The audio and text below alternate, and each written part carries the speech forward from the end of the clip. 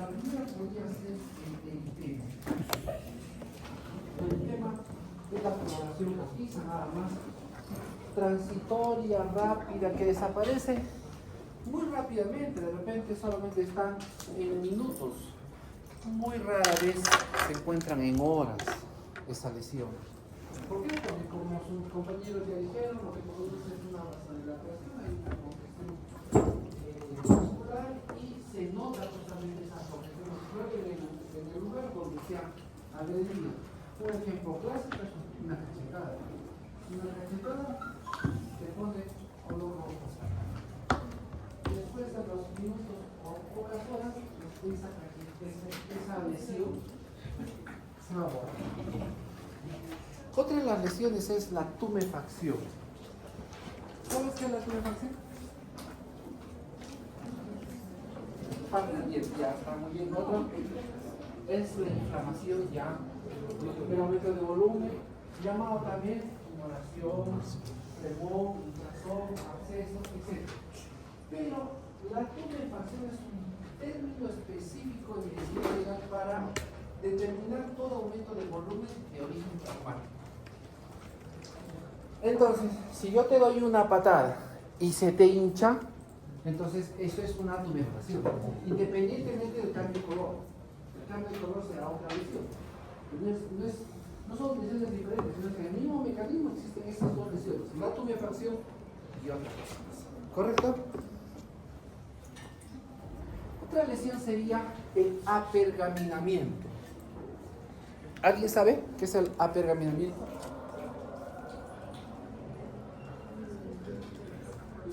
Muy bien, es el desprendimiento, dice.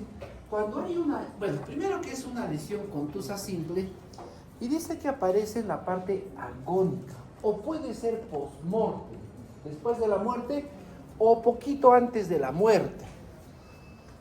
¿Ya? ¿Qué es lo que pasa? Que el elemento constrictor, o perdón, el elemento contuso, lo que provoca es una fricción en la cual desprende solamente la capa superficial, la capa más superficial de la epidermis, que es la córnea.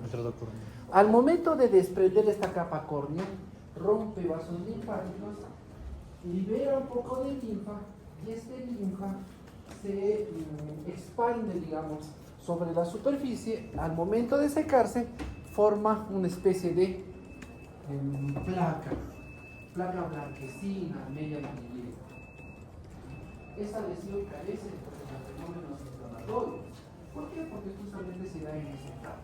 Muy característico de ver este apergaminamiento es en las ahorcaduras.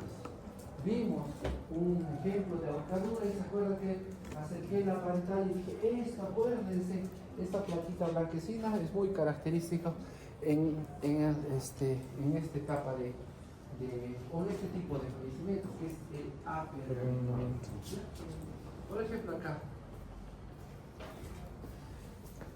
vamos a dibujar, ¿ya? La escoriación, vamos a otra lesión. ¿Qué es la escoriación? Una lesión superficial. Muy bien, es una lesión superficial que compromete ¿qué capa? La epidermis.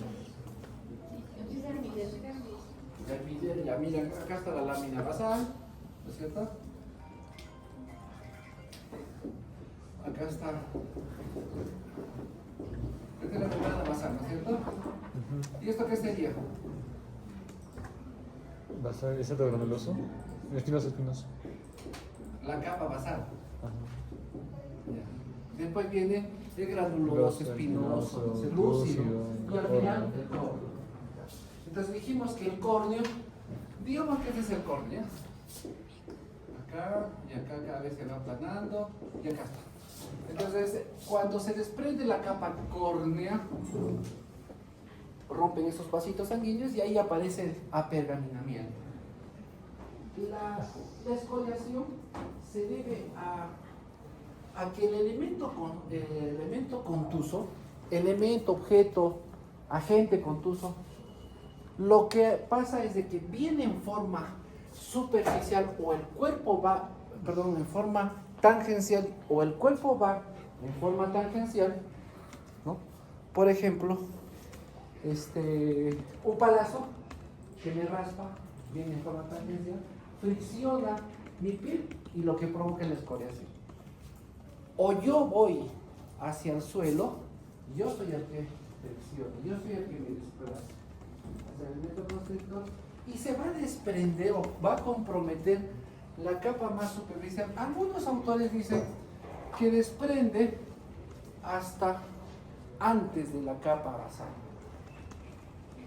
Ya otros autores dicen, no solamente la capa basal, sino la capa más superficial de la dermis. Y verdaderamente los dos tienen razón, ¿no? Uno dice de que la escoriación no deja huella indeleble. No deja huella indeleble. Por lo tanto, si a mí me han arañado, después de un tiempo, no va a haber rastros. ¿Cuántos de nosotros nos hemos arrullado, nos hemos caído? Creo que todos.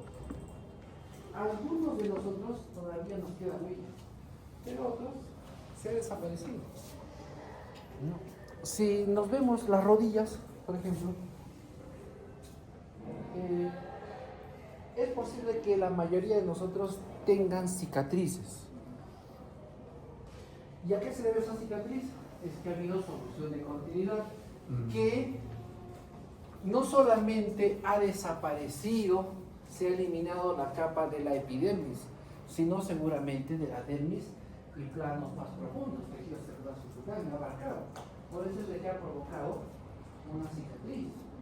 Pero si fuera solamente una fricción que compromete la capa de la epidermis o capa superficial de la dermis, pues no va a dejar huella.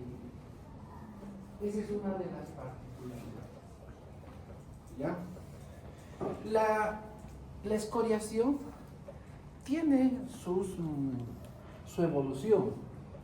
La primera escoriación que nosotros vemos cuando te ha pillado ayer hoy día es de base congestiva.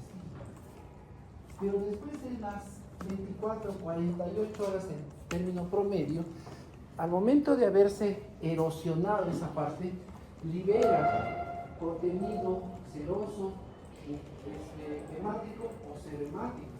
Por lo tanto, se va a comenzar a costrificar esa lesión. Entonces, es una de las características en las cuales uno puede determinar en qué tipo de evolución está esa lesión. Si esa lesión es reciente o es muy antigua. Después de los 5 o 7 días de haberse formado una costra, esa costra se va a comenzar a desprender poco a poco. Y al final, a los 7, 10 días, se va a salir completamente y va a quedar una especie de zona rojiza, rosada, que es de alguna manera la fase cicatrizal de esa escoriación. Entonces vean que allí, si uno llega a entender, comprender y aprender justamente esta fase, va a poder determinar cuánto tiempo de evolución tiene esta lesión. Porque es muy posible cuando uno está en proceso legal que digan, esta lesión con costra seca ya se está descamando, es la que me hizo ayer mi compañero, o mi amigo, mi vecino, en la discusión.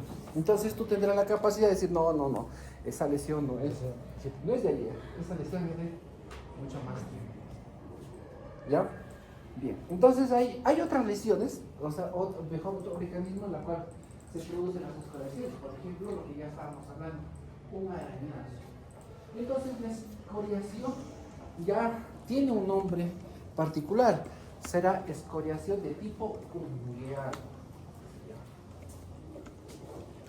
provocado por las uñas, o también llamado estigmas ungueales, otro nombre, el estigma.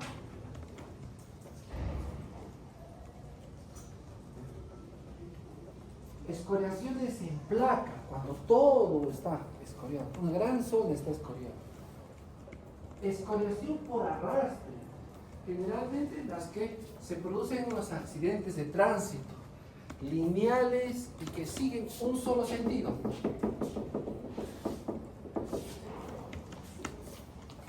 De repente te tropiezas en el cascado y ahí puedes provocarte estas escoriaciones lineales, son amplias, un poquito de amplias. Vamos a la otra lesión, las equimosis, que generalmente esas son las lesiones más comunes, las que más vemos, a las que de repente hemos tenido más veces, las que nos hemos tropezado, nos hemos caído, nos han salido moretón, ¿no? En el ojo, en la nariz. Cuando venimos todos los otros días, ¿qué ha pasado? No, es que he abierto la puerta y me he golpeado, ¿no? Esa lesión. ¿Qué es lo que pasa en las escoriaciones? Primero, las equimosis son lesiones vitales. ¿Qué significa? ¿Qué podrías decir sobre el vital? Que Es una lesión vital. ¿Que se presentan antes de la muerte o...? Lógico, muy bien. Que tiene o se da cuando una persona está viva, no cuando está muerta. Se murió antes de pagarme. Entonces agarras y ¡pam! Le das una patada. ¿Por qué te has muerto antes de pagarme? Entonces no le vas a provocar ninguna lesión. ¿Y por qué se da eso? En un golpe, digamos un puñetazo, en el tejido celular subcutáneo, o los vasos sanguíneos que se encuentran en el tejido celular subcutáneo, en el impacto, estos vasos se rompen. Al romperse, como es vital, hay presión, hay flujo. Entonces, va a comenzar a salir esa sangre de los vasos sanguíneos. O sea, hay una extravasación sanguínea en esta capa que se llama tejido celular subcutáneo, tejido adiposo o grasa. ¿Ya? Entonces, como estos glóbulos rojos han salido de su hábitat, de su medio normal, entonces a las 24 horas van a comenzar más o menos a deformarse. Empiezan a deformarse, estallan, rompen, se lisa, se destruye, liberando, ¿qué libera? ¿Qué podría liberar? Hemoglobina. Entonces, gracias a esta hemoglobina, se van a ir dando los cambios de coloración de ese moretón. Hemosiderina, hematoidina, hemodina, que son los cambios de esta hemoglobina. ¿Ya?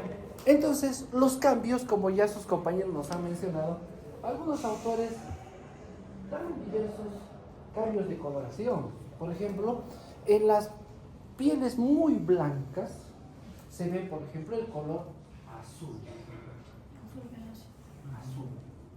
En nuestra raza, en nuestra piel, en el Perú, se han hecho estudios, diferentes estudios, en las cuales, digamos que por consenso, se ha quedado que la primera coloración es roja, la segunda es violácea,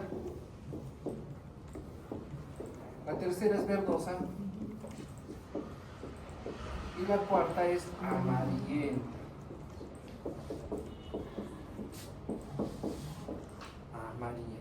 Esas son las 4 coloraciones.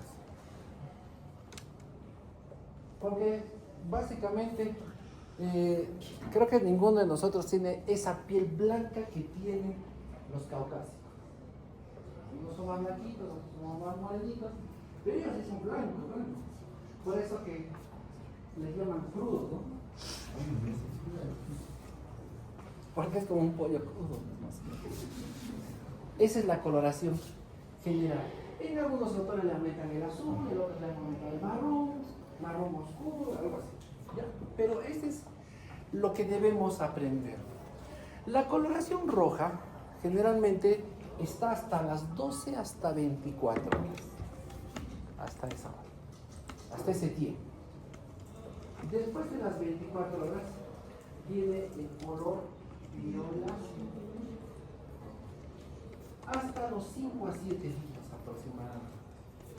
A partir de eso va cambiando de color a verdoso, que más o menos llega hasta el 10º día, y finalmente el amarillento, que es el último color. ¿Cuál es el color que se queda más tiempo? moraces, o sea, el morado, ¿me explico? Por eso, ¿será que le dijeron a este color moretón? ¿A esta lesión? ¿No? Entonces, por ahí que le llamaron moretón, porque el morado que se quedaba más tiempo. Doctor, ¿qué hago para eliminar ese moretón? ¿Qué harías? ¿Qué harías? Ah, no, ya estás ya más adelante. Entonces, vamos primero hablando por eso. Entonces, las equimosis o las lesiones tienen varios mecanismos, todas las lesiones. Ya como él introdujo esa parte, pues vamos a hablar de esa partecita.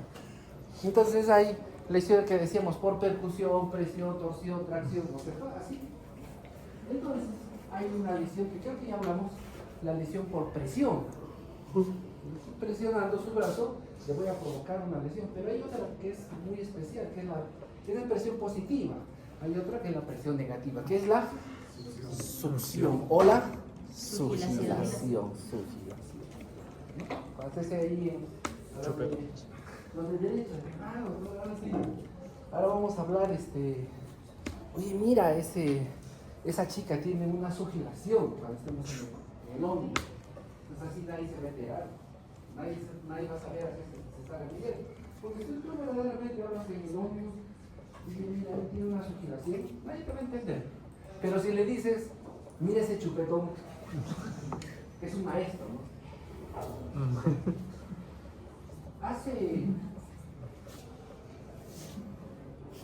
Hace 3 meses, 2 meses, 3 meses atrás, hubo supuestamente una agresión sexual no consentida, una violación, para que me entiendan. No sé si les comenté esa parte. En la región mamaria,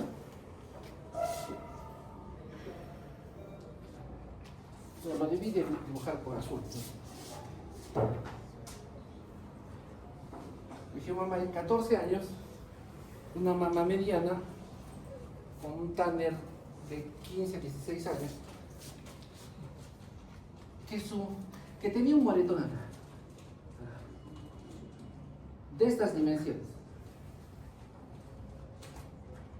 3.5 de diámetro, y en el juicio todo el mundo estaba preocupado de decir, ¿pero por qué esto qué es? Es una equivosis. ¿Y cómo se produce? Ah, muy bien, se produce por dos mecanismos. ¿Torsión será? No, es muy difícil. No. Por presión. Negativo. Por presión. Primero presión. Sí. Por fricción. La fricción provoca fricción. Fricción es cuando el elemento contuso viene en forma tangencial, entonces es una exposición. El mecanismo de la fricción generalmente es en la expresión. Percusión. ¿Podría ser? Ya, podría ser. Entonces, hay dos mecanismos que podrían haberse dado en esa mama. Una presión y una percusión. Ya, tenemos 50-50. ¿Tú por cuál te vas? ¿Presión o percusión? Presión. Presión. Presión. Presión. Presión. Presión. Presión. Presión. Nadie ha dicho percusión. Entonces la presión quiere decir que algo ha generado una fuerza constante en ese lugar. Ahora, presión positiva, presión negativa. Negativa. Negativa. No sé por qué lo estás sintiendo. Negativa. Qué chingada. O sea, ¿qué me quieres decir? Es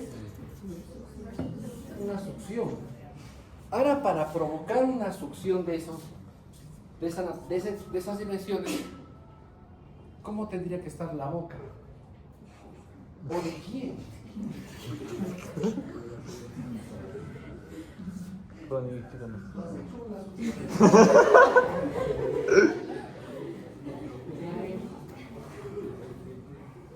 No, yo sé que acá nadie va a decir. No sé. Si lo ponemos como en encuesta anónima, ahí van a aparecer 52. Dejo. Normalmente las publicaciones tienen una dimensión máximo, lo que yo he visto, 2.5 centímetros. Es una señora sugilación. O sea, con un tamaño, ¿no? Un gallo. Y son de forma ovalada. ¿Por qué? Porque en nuestros labios el orificio también es ovalado.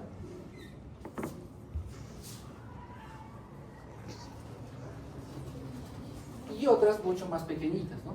Hay otras sin ganas ya, otras, ¿no? Sin fuerza, ya de repente ha sido postre, pues, por eso ya no hay. Pero miren la diferencia de tamaño, porque este es tamaño real, ¿eh? O sea, ¿qué tiene que ser un pescado? No sé. No he visto yo una generación de esa naturaleza en el tiempo que yo vengo a laborar. Nunca he visto.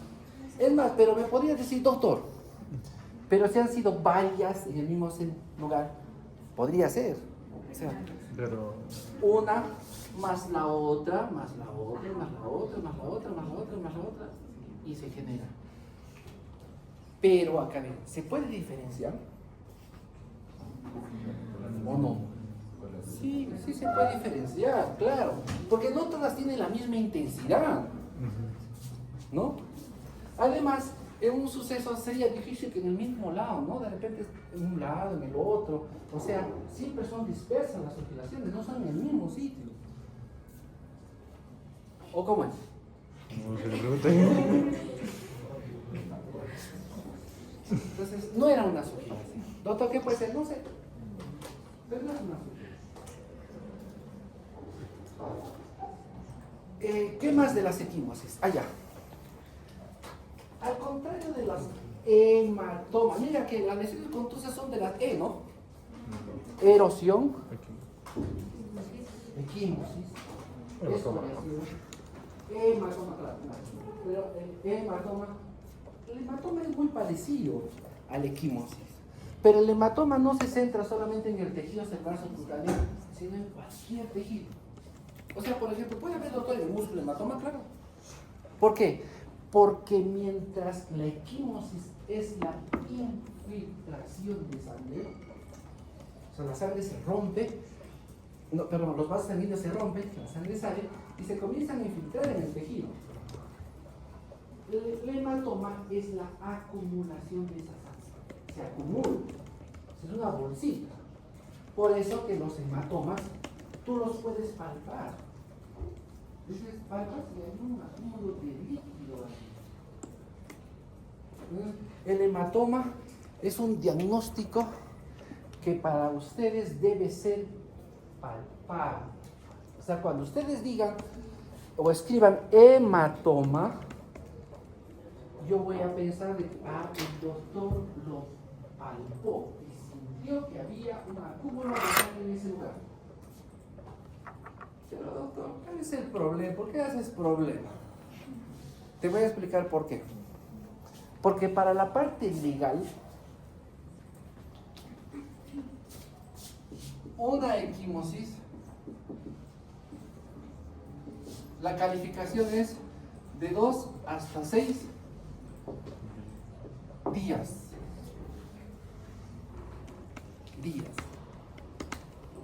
¿Ya? Una hematoma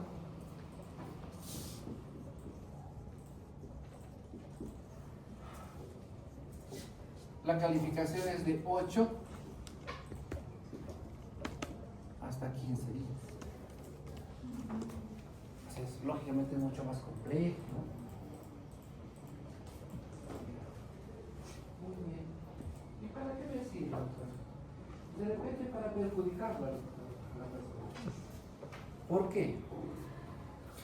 Porque en la clase pasada dijimos que la jurisprudencia cataloga los días de descanso o los divide el día de descanso médico para determinar el tipo de delito.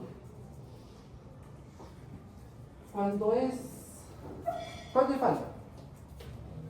O sea, 10 días. Desde 1 hasta 10 días. Entonces, ¿las equimosis son delitos o son faltas? Faltas. Muy bien. Entonces, ¿cómo era el trámite entre faltas? Salúdense, dense la mano, abrácense y cada uno por su lado. ¿No es cierto? Algo así. Nada más. Ahora, cuando hablamos de delito, ¿cuándo se valora delito? ¿Cuándo se valora delito? De 11 a más. De 11 a más. Entonces, ¿los hematomas qué son? Delitos. Podrían ser delitos. Puede ser delito Faltas o Delitos. y delitos. O sea, consideras como faltas Delitos. y delitos. Entonces, cualquiera que te lea puede calificar 8, 9, 10, 11, 12, 13, 14. Y si tú te equivocaste en poner, en vez de equimosis, pusiste hematoma, yo lo voy a transformar, ese informe, a una valoración. Y si me dices, digamos, era un hematoma extenso en el brazo, entonces de repente yo digo, no es ese extenso y ese hematoma, si lo valoro 12 días de descanso médico. Entonces, ¿cómo lo valorará? Como delito. Esa persona, por la equivocación de la terminología, puede tener una mayor sanción que no debe ser.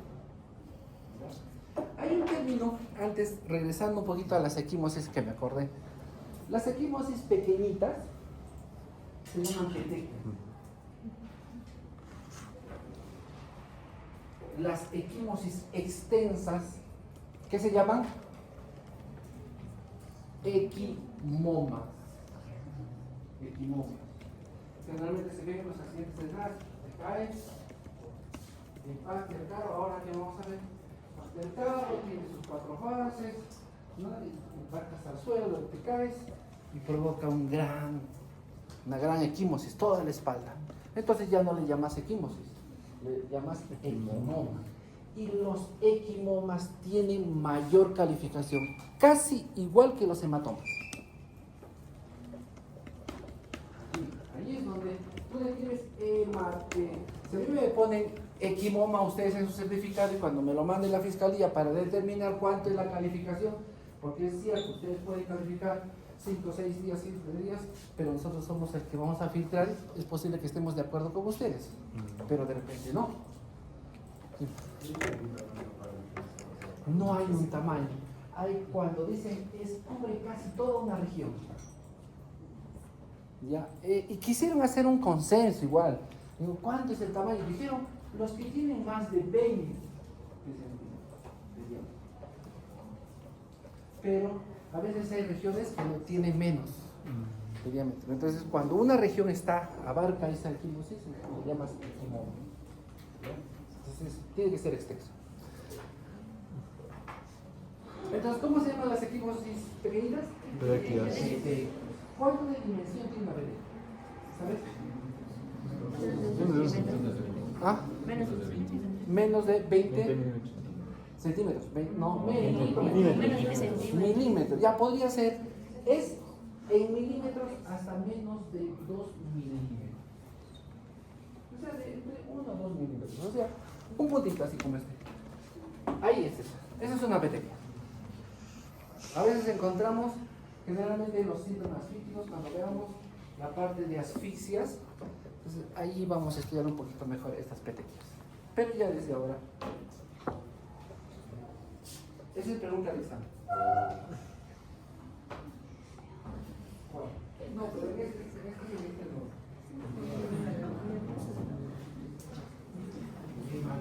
Ahora, vamos a los hematomas entonces. Los hematomas van a ser un diagnóstico que ustedes lo van a palpar, ¿ya? No. De repente cuando ya tengas experiencia, miras, no, este es un hematoma. ¿Por qué? Porque no solamente hay color, sino también está hinchado. Pero ojo, las equimosis también pueden estar tumefactas. Igual, ¿no? ¿Cuál es la diferencia? En palpar. Palpo y está blandito. Uy, es más, si crepita, ¿por qué? Porque se están formando, ¿no?, enlaces entre los glóbulos rojos. Entonces voy a comenzar a palpar y a veces lo voy a comenzar a romper. Entonces va a comenzar a crepitar y ya confirmado, es un hematoma. Muchos de ellos felizmente se pueden resolver, pero algunos no se pueden olvidar, ¿no? Y eso ya les toca a ustedes, a los que van a hacer clínicos o en cirugía. Entonces ustedes ya son los que van a hacer ese tratamiento. Las heridas, por último, vamos a acabar. Las heridas, para que empiecen los accidentes de tránsito. Las heridas, pero hay de todo tipo de heridas. Hay heridas cortantes, punzantes, pero la que tenemos que estudiar ahora es la herida contusa. Y esto es muy importante, para mí es muy importante. ¿Por qué? Porque en sus informes médicos, cuando nos vienen a nosotros, dicen, ¿no? Pues a veces qué incongruente es lo que se escribe. Pericado, no. Paciente refiere que fue golpeado con un tablón, una tabla. Tabla de tablón. Pues no con ella, tablón.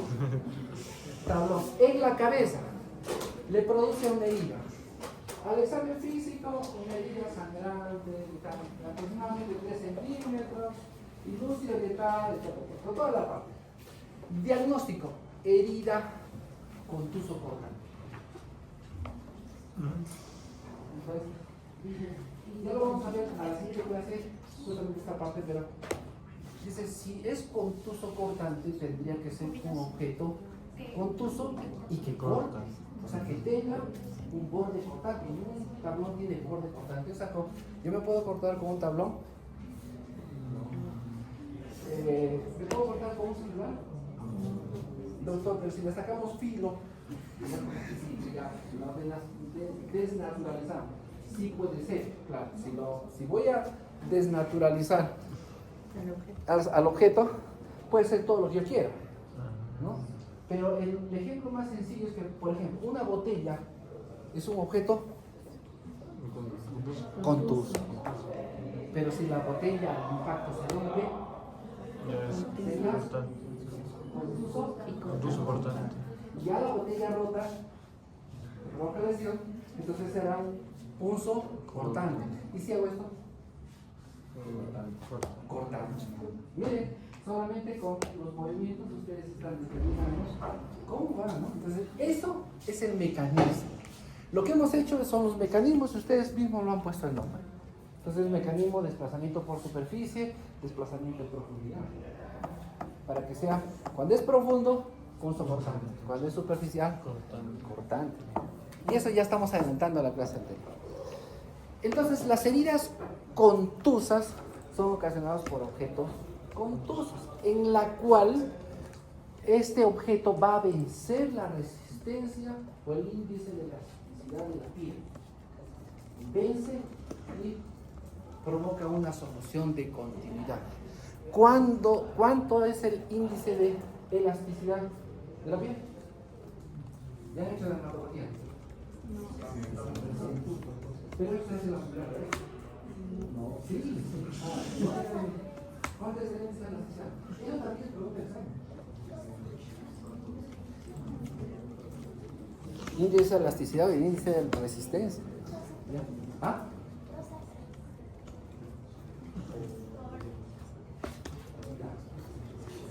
Entonces por ahí tienes tus 2 puntos positivos, ¿no? Ya, entonces, y es cierto. Solamente que tendría que completar todo. 2-3 sobre 2-3. ¿Correcto? Entonces, ¿cómo es una herida contusa? Ya. Miren, por más que, por ejemplo, me he golpeado con... Ha habido casos en los cuales me golpean con un fierro. Pero, para la parte jurídica, o mejor dicho, una herida simple que puedes solamente afrontar, o puedes hacerle una sutura, suturas en un solo plano, la calificación es de 7, de repente hasta 10 días. hasta 10 la calificación. Falta delito. Le falta. Pero si por ahí has utilizado, en vez de un tubo, un palo, una patada, el mismo puñetazo que provocó una solución de continuidad, has utilizado un arma blanca o un objeto con punta y filo, entonces tan solamente por haber utilizado este objeto se convierte en delito. Muy bien, ya tengo toda esa información. Entonces resulta de que con él nos golpeamos y me provoca una herida. Me da una patada, o es más, me lanza su computadora y ¡pam! Me hacen una herida. Voy al hospital. Y como dije, no, ¿tú has hecho medicina? No he hecho medicina legal. ¿Qué ha pasado? Agarró mi cuchillo y me cortó. Muy bien, tú le suturas y le vas a diagnosticar herida cortante. Mira, estás siendo cómplice de mi mentira, porque lo estás certificando científicamente, porque tú has descrito y me estás diciendo, esa es una herida cortante, por la información que te estoy dando. No porque estás observando que de repente tú dices, un momentito, esa no es una lesión cortante. Entonces, ¿cómo diferenciamos? Una lesión contusa es una lesión con bordes irregulares. Primer dato. Segundo dato. Las paredes, o sea, estas paredes, de un lado y del otro lado, son irregulares. Mira qué difícil. Las paredes son irregulares. ¿El fondo cómo se va? ¿Regular o irregular? Irregular. Entonces, ¿está difícil o está fácil? Bordes irregulares. Paredes irregulares. Fondo irregular. Si tú tienes una lupa, vas a encontrar puentes dérmicos, o sea, como unas especies de hilachitas. ¿Alguna vez ustedes han un pedazo de carne rojo abierto? ¿Se han dado cuenta de los bordes cómo quedan? ¿Como hilachitas puede ser? Algo así, pero muy pequeñitos. Entonces, presencia de bordes dérmicos. Y una característica importante también, además de lo que hemos hablado, es que alrededor va a haber otras lesiones contusas. Por ejemplo, ya está rojito, de repente escoriación, o ambas, equimosis también puedo encontrar la escoriación. Estará hinchado, ¿será? Tumefacto. Muy bien, entonces está acompañado de esta herida está acompañada además de otra lesión, otras lesiones contusas. Entonces, a partir de la fecha, cuando ustedes vean el ojo, no, acá se han peleado, esto va a traer problemas legales. Entonces, si son heridas, voy a darle un poquito más de tiempo para mirar bien y describir lo que estás mirando. No describas más, no te atormentes, solamente estoy mirando eso, lo estoy describiendo. Listo, y se acabó. ¿Por qué? Porque si no, al final pues, se puede llegar a generar una confusión. Hace 4 días, ¿quiénes hemos estado en morgue? Nos hemos confundido, ¿no? No sabíamos por dónde y cómo. ¿Por qué? Porque a veces, miren, y yo lo justifico un poco, porque prácticamente cuando nosotros estamos en la parte clínica, la verdad que no nos interesa la parte clínica. Mi interés es el paciente, salvar al paciente y punto. Entonces, en una parte de la historia decía, hemos hecho la necropsia de una persona que había muerto por proyectil de arma de fuego. Por proyectiles todos. Todos coinciden de que en la parte de la cadera había 2 orificios. ¿Ya? 2 orificios. Lo que no coincidía es que en una evaluación dicen de que Una herida había en el glúteo izquierdo y la otra en la región sacra. ¿Ya? En otra descripción decía que había 3 heridas en el glúteo. 3. O sea, ¿cómo? 3. En otra veía que decía que la herida en el glúteo derecho. Entonces, eso generó todo un problema. ¿Por qué? Porque se encuentran 2 proyectiles de arma de fuego. Aunque esto debería estarlo contando en pecados clases. Uno de esta forma y otro así, de forma. 2 proyectiles se encuentran. Entonces, en el protocolo, el récord operatorio dice que uno de los proyectiles se encuentra en el glúteo izquierdo, porque parece que hacen un debrider y ahí lo encuentran a musculatura. Y el otro no sabía qué había pasado. No sabíamos, ni encuentran en el récord operatorio, ni en la primera evaluación médica, ni en la última evaluación médica, porque ese paciente se murió. ¿Cómo es que aparece un segundo? ¿Habrá un tercero? ¿Habrá un tercer proyectil? Es más, los médicos dijeron que sí, había un tercer proyectil. Pero ese tercer proyectil estaba destrozado, solamente había esquina. Y que de repente, si hay un poquito de tiempo, se los voy a mostrar la placa radiográfica. Entonces, para poder determinar si había o no había, ¿qué podías hacer? Aparte de la necrosis, búscale pues esa esquirlita. Vas a pasarte una semana hasta encontrar. Algo más fácil. ¿Ah? Las heridas centrales. Para buscar las esquilas o seguros. ¿Cómo lo puedo encontrar rápido? Con las heridas. Radiografía. Claro, paneo y ahí voy a ver la radiografía. Entonces, ¿qué hemos solicitado? Hemos tenido que solicitar que ese paciente se le haga una placa radiográfica. Desde el tórax hasta los muslos. Y no había placa radiográfica. Perdón, no había proyectil. Lo único que había era esquilas. Pero, ¿de dónde salen las esquilas? Estaba bien. ¿Podría ser el tercero? El tercero ingresa, el tercer proyectil ingresa y se destroza. ¿Qué pasó? Este proyectil, que es de arma de cañón largo, así se llama, o sea, escopeta, metralleta, tiene 2 partes. Un protector que se llama camisa, por eso se llama proyectiles encamisetados, ¿no? Que es puede ser níquel, cobalto, cobre. Y en el medio existe su núcleo, que antiguamente era plomo, pero ahora es otro tipo de metal. Entonces, ¿qué es lo que se encontró?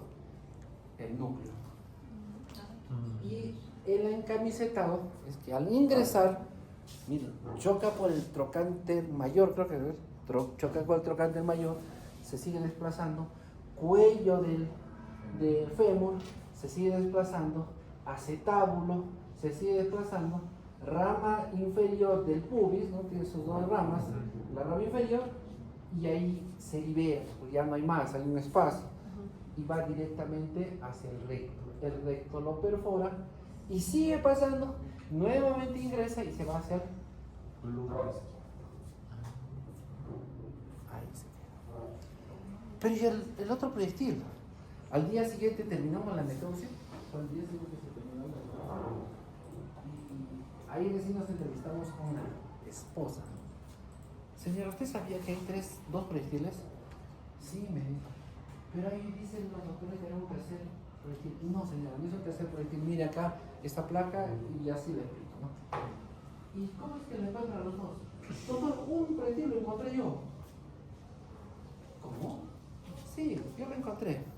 Resulta de que estaba en la cama, ya había llegado acá al hospital, y le dice el consciente, ¿sabes qué? Me está doliendo, está mojado, porque estaba sangrando. Está mojado y parece que me estoy haciendo mis heces. ¿Me puedes cambiar? Cámbiame, quítame mi calzoncillo. Yo le quité el calzoncillo y se cae el proyectil. Entonces el proyectil estaba saliendo, me parece que era de la región sacra, estaba sacando la cabeza, saludable, ¿no? Y cuando ha habido los movimientos, mira, desde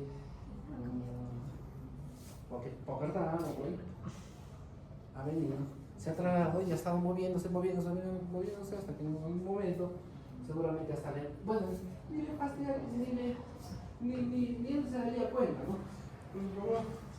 A ver, entender era, supongo que es, al momento de quitarle la ropa, salió. Entonces, eso seguramente no le informó el personal de salud. Por eso que el personal de salud tampoco lo escribió. Entonces, ahí no se ve. En la historia no se ve dónde, cómo es que aparece un tercer proyectil, un segundo proyectil.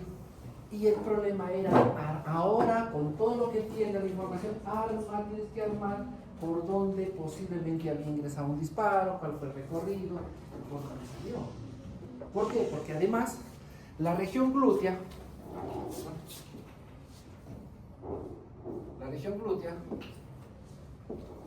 acá había, uno decían 3, otro decía 1, que era la región sacra, otra región que en la región glútea derecha. ¿Qué habían hecho? Se había hecho una incisión de este tamaño para buscar el proyectil. Probablemente yo, si hubiera sido cirujano, también le hubiera hecho esa incisión ahí mismo. O sea, se alteró los orificios. De tal manera que cuando uno evalúa y dice, ¿dónde está el orificio? Ya no hay. Para la criminalística es importante, para la medicina no. Lo último que queremos es que voy a estar preservando, limpiando, a ver que venga primero el perito para que le haga la absorción atómica, ¿no? Ya el hombre está convulsionando y todavía no llega el perito. No es así.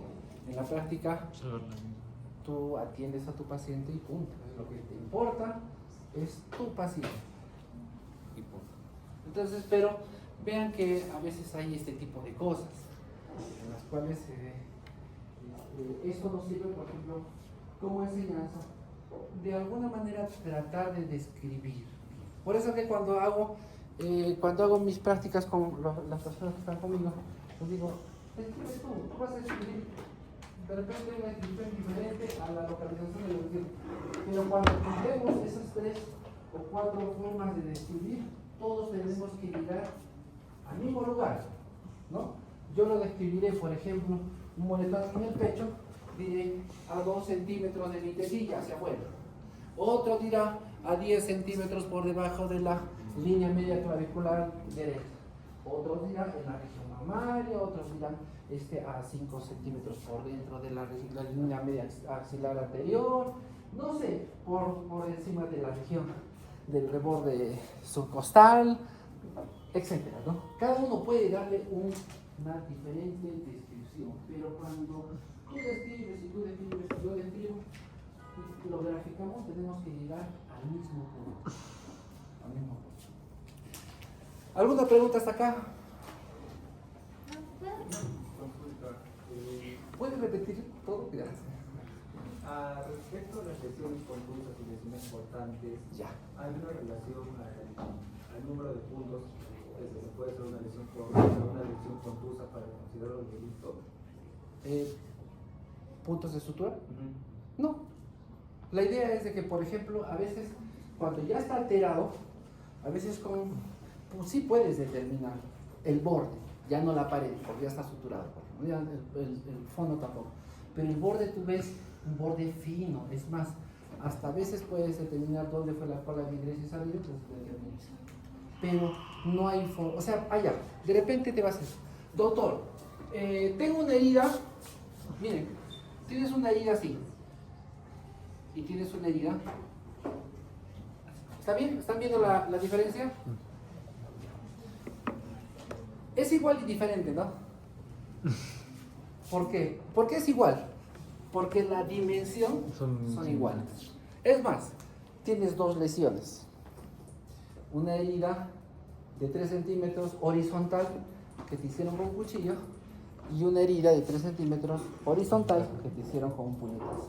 Tiene las mismas características, la misma profundidad también. ¿Ya? ¿Cuánto le calificas en la derecha y cuánto en la izquierda? De repente va a eso tu pregunta. Delito. No, ¿cuánto calificas de descanso médico, incapacidad médica legal? Tú vas a darle el descanso médico. Cuando seas profesional le vas a dar el descanso médico. 7 días. ¿El de la derecha cuánto? 7 días. ¿El de la izquierda? También 7 días. También 7 días. ¿Quién está de acuerdo con ellos? No, a ver, ¿tú cuánto le darías? Unos 20 días. ¿En el cuál? Ambos, 20 días. Ya. ¿Otro? Dios constante ya no se Diose, ¿dónde estás Diose? Diose, ¿cuánto es? 20 días también. ¿Por qué va 20 días?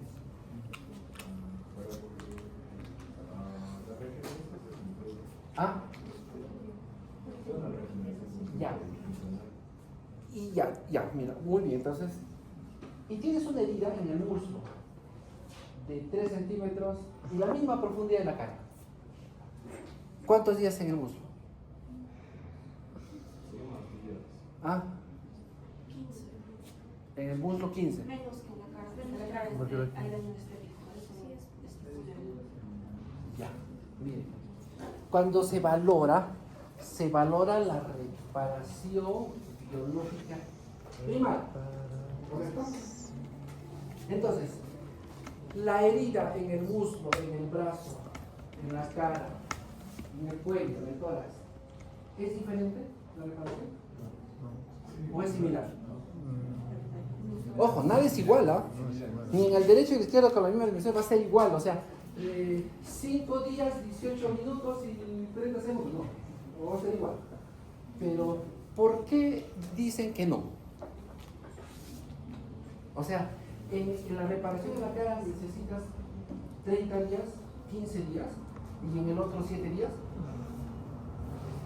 ¿Por qué? Es similar. Entonces, no tiene nada que ver que sea en la cara. No, pero doctor, pues si yo soy modelo, a mí me está afectando mucho más. Eso no valoramos nosotros. Eso tiene que ver la parte de la jurisprudencia. Ellos sí valoran. El señor sí trabaja, es Federico Salazar, ¿no? Él le borramos su mitad y me va a estar más escala. Entonces, bueno, ya está. Ojo, entiendo. Nosotros no vamos a valorar, no, es que es en la cara, pues, o sea, le ha malogrado. Para eso hay otra pericia, por ejemplo.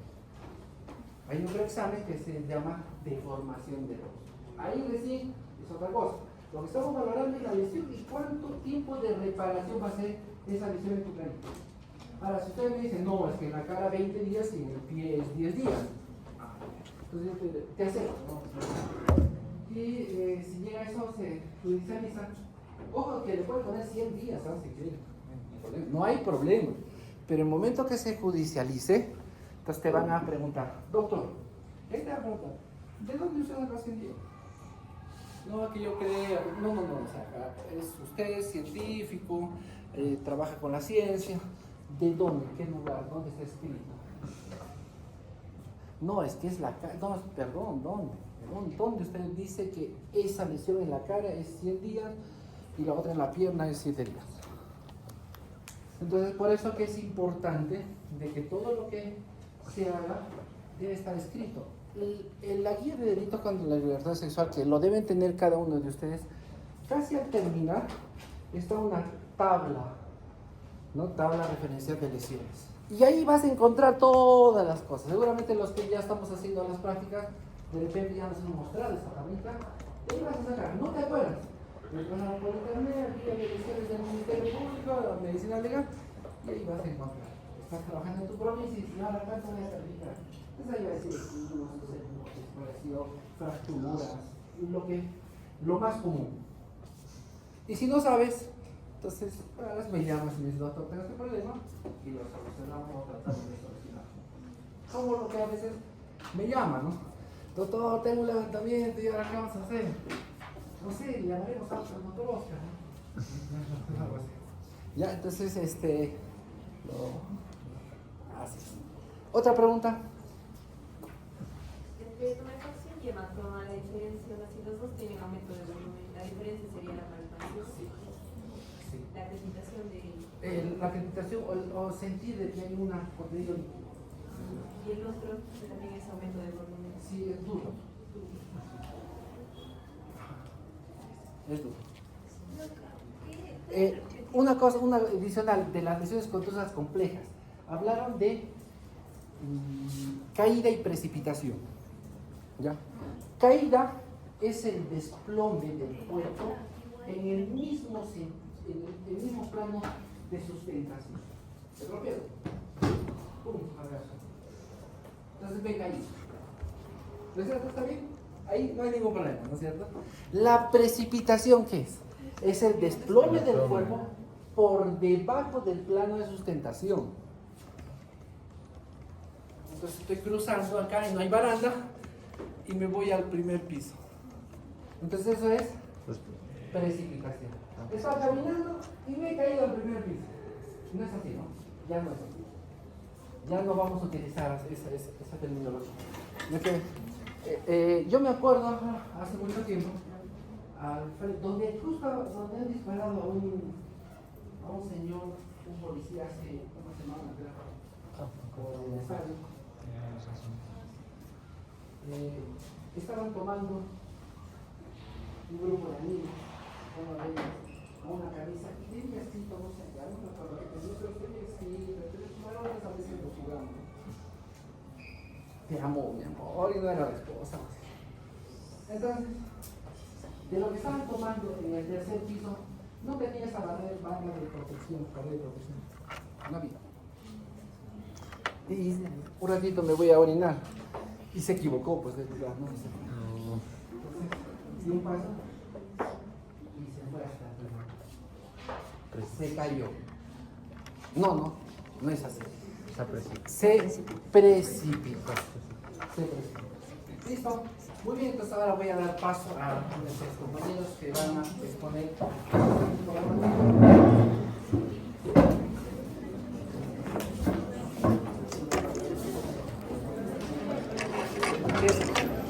¿Ya? Adelante. Muy buenas tardes, doctor. Muy buenas tardes, compañeros. El tema de exposición de mi grupo hoy día son los accidentes de tránsito.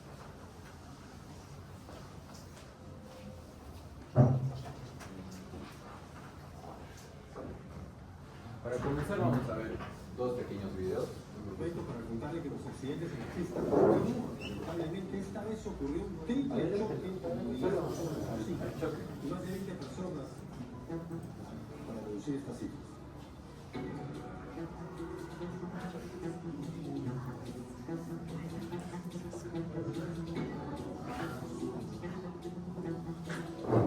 Las pistas siguen siendo Y el escenarios anterior video.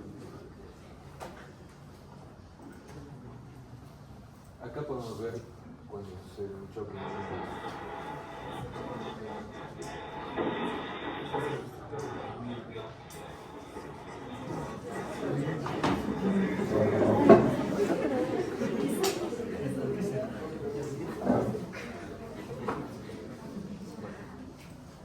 Comenzamos con la exposición.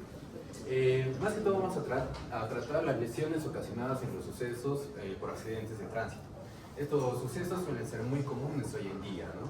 ¿Cuál es la definición de un accidente de tránsito? Más que todo suele ser aquel suceso que generalmente es inesperado, ¿no?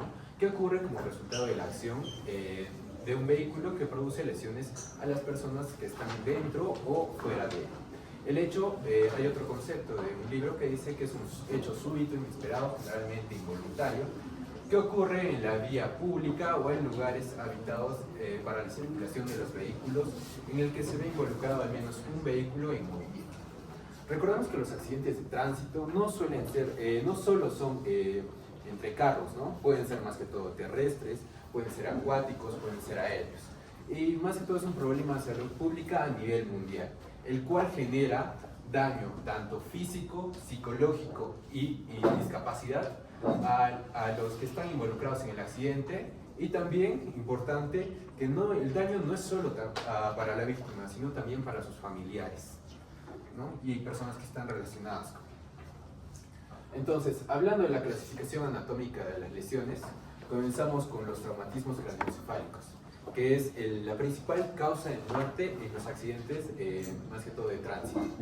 Lo he clasificado en 3 partes, uno según la severidad, con la escala de Glasgow y cuánto tiempo ha perdido la conciencia del paciente, los mecanismos de la lesión y la morfología, que es más que todo el ámbito legal. Clínicamente, la escala de Glasgow podemos decir leve, moderado, severo. Leve es cuando es de 14, 15 y ha perdido la conciencia en menos de 30 minutos. El moderado, cuando la escala decrece entre un 9 a 13 puntos, con pérdida de la conciencia en menos de 30 a 24 horas y déficit neurológico. Y el grave es cuando es menos de 8 y genera un coma en el paciente. Es de alto riesgo, genera secuelas y probable mortalidad. Como ya les dije, es el principal mecanismo de muerte en los accidentes de tránsito. Y bueno, según el mecanismo de la lesión, van a ser 4. El explosivo o por ondas expansivas, la aceleración y desaceleración, que genera más que todo sacudidas bruscas y sobre todo el latigazo en la zona cervical y genera ruptura de lo más peligroso del axis, que es el hueso principal, ¿no? En estas rupturas. Bueno, el impacto directo o golpe contra una superficie y penetrante, que es un objeto que atraviesa el cráneo. Según la morfología podemos clasificarlo en primarias y secundarias. Las primarias más que todo son lesiones del cuero cabelludo, hematomas, laceraciones, fracturas craneales, líneas deprimidas, conminutas, bacilares, lesiones encefálicas focales, contusiones cerebrales, laceraciones cerebrales, hematomas, epidural, subdural, intracraneal, intraventricular y lesiones difusas como la conmoción cerebral y la lesión axonal difusa. Secundariamente podemos clasificarlo en más que todo 5, que es la hipertensión intracraneana, la isquemia cerebral, el edema cerebral, las hemorragias diferenciadas y las infecciones. Aquí les puse una imagen característica que podemos ver más que todo en tomografías, que es más que todo el hematoma epidural y el subdural. Los traumatismos en la columna y en la región medular. Bueno, estos traumatismos no son tan frecuentes como los torácicos, pero también se suele estar dando, más que todo, la lesión característica de estos es la fractura de Chance, que es más que todo cuando el cinturón genera una ruptura de las vértebras. Esta lesión suele ser leve en la columna y son más que todo, ¿no? Los tipos de fracturas vertebrales más que todo están relacionados con el mecanismo de producción, tanto en la dirección como en la fuerza y su magnitud. Si hablemos de la localización, vamos a diferenciarlos en 4 zonas, desde la cervical, que la más grave es la fractura tanto del atlas y del axis por el latigazo cervical. Torácicamente podemos que es menos frecuente, pero suele ser más inestable. En la región lumbar es común las caídas de un vehículo o el aplastamiento, y en la región sacra o coxígea generalmente son asociados a traumatismos pélvicos. El traumatismo torácico le he puesto aquí el 2 porque es la segunda causa de muerte por lesiones graves, más que todo en los accidentes de tránsito. Generalmente genera unas fracturas costales en personas mayores y las fracturas costales generalmente están asociadas con choques frontales, ¿no? ¿Cuál es la lesión torácica visceral más frecuente en un accidente de tránsito? Esto generalmente es el pulmón. El pulmón generalmente es el más afectado, tanto por la compresión o por la onda de presión que puede estar causando en un accidente de tránsito, ¿no? Las lesiones cardíacas, a pesar de que son las más importantes cuando se afecta el corazón, son muy infrecuentes y habitualmente son ocasionadas por colisiones laterales. La ruptura aórtica es mucho más frecuente en lesiones laterales, pero no son los más frecuentes. Lo principal es el pulmón en la afectación en un accidente de tránsito. Y aquí nos viene la pregunta: ¿cuánto toleramos cuánto es la tolerancia de un ser humano promedio frente a un traumatismo? Según esta bibliografía que leí, lo clasifica más que todo en múltiplos de la gravedad, lo clasifica como G, y se acepta más que todo una tolerancia de 60 Gs, dependiendo más que todo del tiempo de la duración, pero en un humano promedio podemos soportar hasta los 60 Gs. sin generar daño en órganos blandos, ¿no? Los traumatismos abdominales generalmente pueden ser en colisiones laterales, que genera más que todo afectación de órganos, son los más próximos del lado de la colisión, su gravedad es proporcional al grado de intrusión. En los niños es frecuente las lesiones abdominales y más que todo los que utilizan cinturones de seguridad para adultos. Y los indicadores biomecánicos para determinar unos traumatismos abdominales suele ser tanto la aceleración del auto, la fuerza, la energía, la presión y la deformación que genera la lesión. El traumatismo en miembro inferior, en la pelvis y más que todo en las extremidades inferiores, ¿no? En la pelvis o en las extremidades inferiores lo estamos dividiendo en 3 partes para poder comprenderlo. El anillo pélvico, el complejo rodilla-muslo-cadera, que en inglés es el KTH, el knee, el TI, el hip, y nos menciona que las lesiones debajo de la cintura, o de la rodilla, disculpe. Cada uno tiene su mecanismo de lesión y más frecuencia con respecto al tipo del accidente de tránsito. Las frecuencias en el anillo pélvico son más frecuentes en colisiones laterales. Las lesiones más que todo en el complejo de la rodilla, muslo, cadera, son frontales muy violentas, y las fracturas de la tibia, el tobillo, por debajo más que todo de la rodilla, son relacionadas con la intrusión en la carrocería o el aplastamiento en las personas. Las lesiones óseas es más que todo la probabilidad de una fractura frente a un accidente, y este va a estar determinado por diferentes factores, como la edad, la existencia de efectos estructurales previos, la magnitud de la dirección fuerza aplicada en relación con la orientación del hueso, y recordemos que incluso aquí una lesión, por ejemplo, frontal, podemos ver una anisotropia. ¿Qué es una anisotropia? Es más que todo, es una característica de ciertos objetos que también aplica en el hueso. Nos menciona que el hueso no es igual de duro, o la dureza del hueso no es igual en todas las direcciones, y dependiendo de la carga que se ha de soportar diariamente, esta puede generar una ruptura.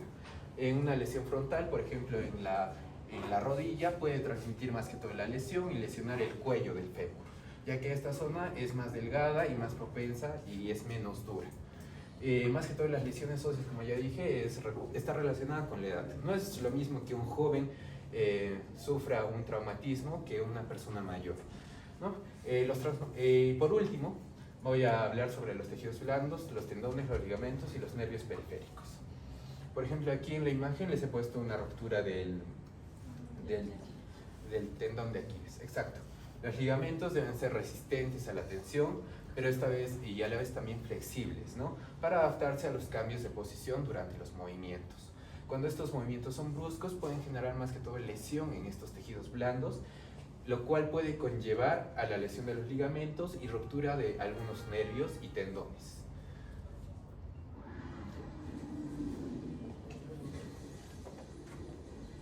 Ya.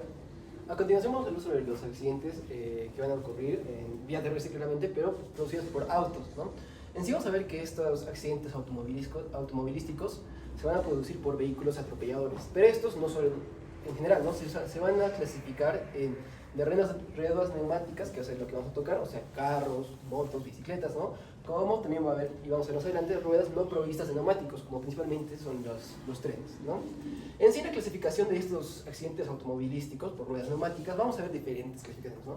Uno, por ejemplo, es choque, colisión. Cualquiera podría pensar que vendría a ser lo mismo, ¿no? Pero un choque podemos clasificarlo como un accidente que se produce ante una estructura rígida, ¿no? O sea, uno puede ir conduciendo y se choca contra una pared, un poste, un árbol. Eso es una estructura rígida, ¿no? Una colisión ya es cuando ambos objetos van a estar en movimiento, ¿no? Puede ser frontal, de vestida, una colisión refleja, ¿no? ¿Cómo podría ser una colisión refleja? Por ejemplo, lo podemos ver en este video, ¿no? Es la producción de un choque a causa de uno primario, ¿no? Y se va sucesivamente, ¿no? Este choque genera otro choque y este otro choque atropella a otra persona, ¿no? Como lo podemos ver acá, ¿no? Primero hay un choque trasero, posterior, que genera a este carro un choque frontal, ¿no? Sucesivamente, ¿no? Hay también de alcance, raspado, salida de vía, que eso ya se clasifica más a uno de ruedas no provistas de neumáticos. Por ejemplo, un riel se desvía y eso puede generar un accidente, puede matar a una persona, y otras modalidades, ¿no? Que en sí no se tocan mucho. Una mejor clasificación es esta, que es simple, ¿no? Es un choque frontal, como podemos ver en este caso, ¿no? En este vamos a ver que puede haber lesiones por el cinturón de seguridad, como lo mi compañero, ¿no? Si seguimos la línea del cinturón, puede haber una fractura en clavícula, una lesión en las costillas, fractura que puede generar un hemotórax, y como sabemos el cinturón va en diagonal y hay otro que va transversalmente, que pasa por el abdomen. Eso puede afectar, por ejemplo, la vejiga, propiamente el abdomen, intestinos y todas las estructuras que encontramos por ahí. Hay lesiones que se centran en la parte superior de nuestro cuerpo, ¿no? Del tronco, de la cintura para arriba, y son las víctimas dirigidas hacia arriba, toman solamente en relación al timón. O sea, donde se va a afectar principalmente, como les dije, las estructuras de arriba. Un ejemplo, bueno, ese también puede ser este de acá, ¿no? Vemos que la parte del tronco se choca contra el timón, también la cara. Hay casos donde la persona no puede usar el cinturón y puede salir desprendido, llegando a tener como podemos ver acá, por ejemplo. Miren, acá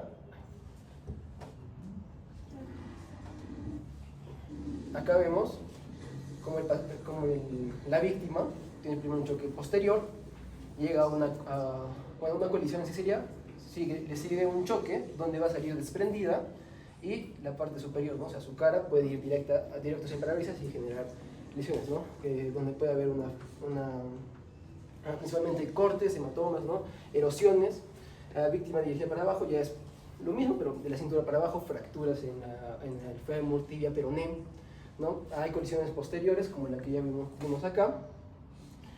Impactos laterales, donde, como vemos acá, principalmente van a ser las estructuras que están en primer contacto con la lesión. O sea, en este caso, lo que podríamos esperar principalmente es una fractura, por ejemplo, de húmero, de radio, cúbito, ¿no? También podemos encontrar algo que me olvidé decirles en las colisiones posteriores, algo que se llama el efecto latigazo, ¿no?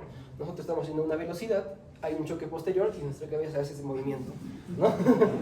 En eso pueden haber fracturas cervicales, ¿no? Se puede, por ejemplo, el nervio vago también se puede ver afectados, lesiones musculares al nivel del cuello, y de cierta forma se puede ver en este caso, ¿no? Cómo la cabeza hace ese efecto latigazo.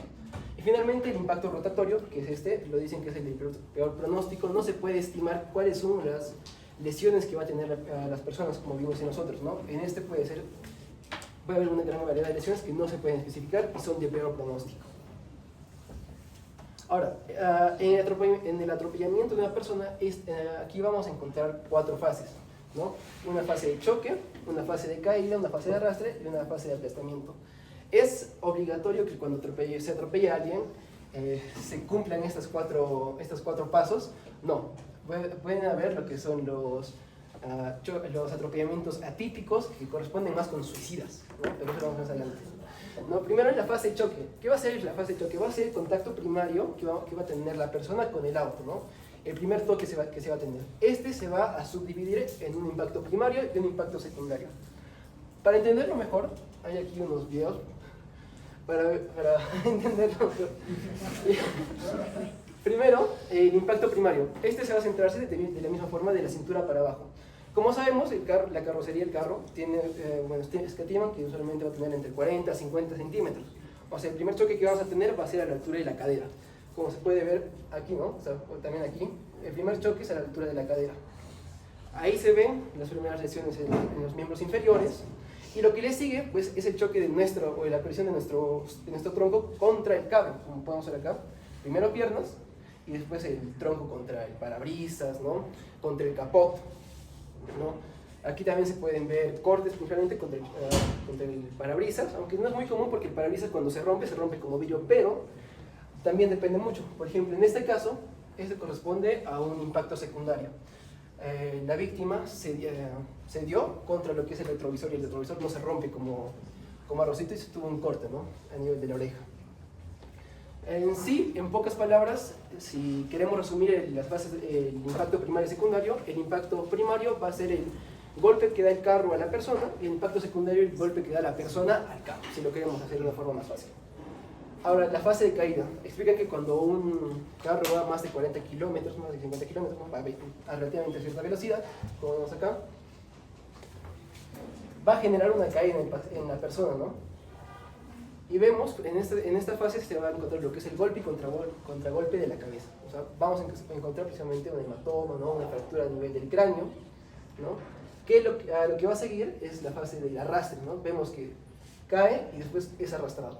Ahí podemos ver las escoriaciones, como dijo el doctor a inicio de la clase, van a ser lineales, no van a seguir una línea, ¿no? Y no está la imagen cargado, pero no, o sea, son escoriaciones que van a ser varias líneas, ¿no? Que va a formar parte de la cuarta fase, ¿no? Y la tercera fase. Y la fase final va a ser la fase del aplastamiento, ¿no? O sea, podemos ver acá, o podemos imaginar, ¿no? La víctima puede caer y nada nos asegura que el carro no pueda pasar sobre él otra vez, ¿no? No para rematarlo, pero sí pues para generarle más lesiones. También aquí, ¿no? Las lesiones se puede ver también en la fase de caída, por ejemplo, que son los hematomas, ¿no? Vamos a ver grandes hematomas en el cuerpo. Y en la fase de aplastamiento nos importa mucho por dos puntos, ¿no? Uno son las huellas que puede dejar el carro sobre el cuerpo, ¿no? Eso nos puede dar un indicio de quién fue el culpable del atropellamiento, ¿no? Por las líneas que deja sobre el cuerpo, y nos explican de que puede haber dos tipos de aplastamiento, ¿no? Uno puede ser cuando la persona está transversalmente al carro, ¿no? O sea, el carro directamente pasa sobre él. Vamos a ver que no va a haber la víctima se va a quedar ahí y va a ser aplastado, mientras que si se encuentra no transversalmente, ¿no? A un lado o perpendicularmente, va a ser más botado hacia el lado, no lo va a pisar completamente. Y como les dije, la última parte, el atropellamiento atípico o incompleto. En estos casos ya no se va a seguir las 4 fases del atropellamiento. ¿Por qué? Porque si uno se quiere suicidar, pues tranquilamente se puede meter debajo del carro y pues que se salte toda la fase del choque, ¿no? El primario y secundario, y que vaya directamente al aplastamiento, al arrastramiento, ¿no? Y bueno, como vamos aquí, estamos arriba, ¿no? Por movimientos suicidas o por accidente, y la falta de choque y la proyección lo podemos ver en estos casos. Bueno, ahora para continuar la exposición vamos a hablar de lo que vendría a ser el atropellamiento ferroviario. En este caso, como mencionó mi compañero previamente, bueno, va a haber ciertos accidentes que van a comprometer, o bueno, van a ser partícipes los vehículos que van a tener neumáticos. En este caso no, pues porque claramente estamos viendo que esté dado para un tren, ¿no? Entonces tenemos 3 tipos de etiología, principalmente el que podría ser accidental, donde claramente, bueno, como dice el nombre, es accidental, ¿no? El otro que es el suicida y el homicidio. Que va a ser bastante también importante para nosotros encontrar cómo el estado del paciente, cuáles son las lesiones, para así nosotros poder determinar cuál podría ser la etiología probable de este acontecimiento, ¿no? Ya que podemos ver, por ejemplo, lo que vendría a ser el caso de un atropellamiento ferroviario. Bueno, entonces, puede producir diferentes efectos en nuestro paciente o en la persona, que podría, por ejemplo, ser aplastamiento, amputación, decapitación, atricción y también descuartizamiento.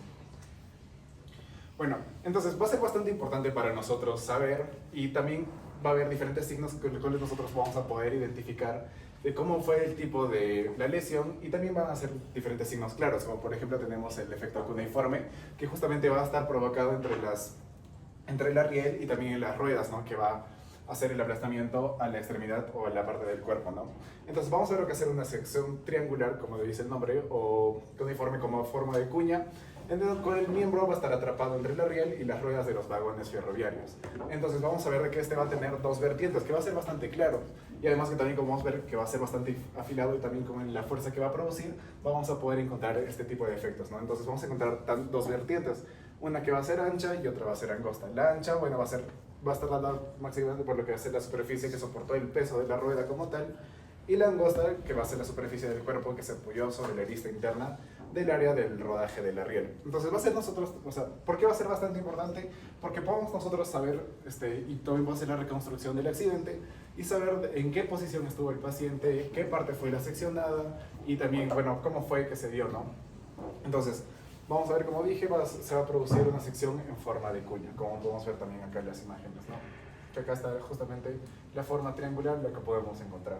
Entonces, claramente, si el paciente, o bueno, la persona va a estar así, bueno, vamos a saber, ¿no? Que probablemente la persona estuvo tendida, y también eso podría llevarnos justamente a la etiología, ¿no? Si podría ser, por ejemplo, un accidente, porque un accidente no es que pongas tus piernas, ¿no? En la riel, y bueno, casi nunca se va a dar esa situación, ¿no? Que, por ejemplo, si fue un suicidio, o también puede ser el caso de alguien en estado de ebriedad, el cual se quedó tendida en las rieles y pudo pasar esto, ¿no? Otra lesión que va a ser bastante característica de lo que va, bueno, de este tipo de accidentes va a ser la lesión en banda, en la cual no va a haber ruptura de la piel como tal, como pudimos ver en el anterior caso. Entonces vamos a tener que esta lesión en banda va a tener dos clasificaciones, la que va a ser banda en enjugamiento, en la cual vamos a ver de que la pierna, o bueno, la extremidad de nuestro paciente va a ser viscosa y va a tener una tonalidad negruzca. Esta tonalidad negruzca se va a dar más que todo por los lubricantes propios de la rueda, ¿no? Como bien sabemos, las locomotoras, trenes generalmente están siempre lubricadas con un tiner negro. Y esto va a dejar esa mancha, ¿no? Y acá también ya tenemos la banda de presión que va a ser también brillante, rojiza y se va a dar por la compresión de la piel contra la superficie del rodaje de la riel. Entonces, como podemos ver en las imágenes y en los videos, esto es algo que pasó hace muy poco, la verdad, acá mismo en Perú. Y bueno, mal que bien el paciente, o bueno, la persona pudo salir, ¿no? del accidente, ¿no? Entonces estas son las lesiones que van a ser, bueno, las más características. Ahora también vamos a hablar de la traumatología de los ocupantes del vehículo. Bueno, ya estuvo explicando un poco mi compañero sobre qué es lo que pasa. Bueno, también podemos ver, ¿no? Justamente este accidente donde la persona va a salir expulsada, ¿no? De lo que vendría a ser el automóvil. Bueno, entonces vamos a encontrar que primero va a haber la expulsión del vehículo, el desplazamiento con el impacto contra las estructuras internas, como podemos justamente ver en el video, que esta chica va a salir, bueno, va a tener un impacto con lo que es el parabrisas y así formar diferentes lesiones, ¿no? Entonces también podemos encontrar traumas por la distorsión de la cabina con lesiones de impacto directo, como por ejemplo podemos ver, obviamente si el carro va a estar yendo a una velocidad considerable o va a estar partiendo, es lo mismo que se estampe, digamos, por ejemplo, que caiga a un río o que se estampe de frente con un árbol o con un camión, ¿no? Un volquete. Entonces justamente van a ser las diferentes maneras en las cuales la persona va a tener estos traumas, ¿no? Entonces, por ejemplo, hablando un poco de la expulsión del vehículo, como bien podemos ver, obviamente va a chocar contra el parabrisas, va a haber cortes, va a haber fracturas, etc. Y ya también si hay distorsión de la cadena de lesiones, generalmente el conductor va a ser bastante afectado porque va a haber diferentes estructuras dentro del carro que van a poder dañar a la persona, ¿no? Ya sea el timón, ya sea el parabrisas, etcétera, ¿no?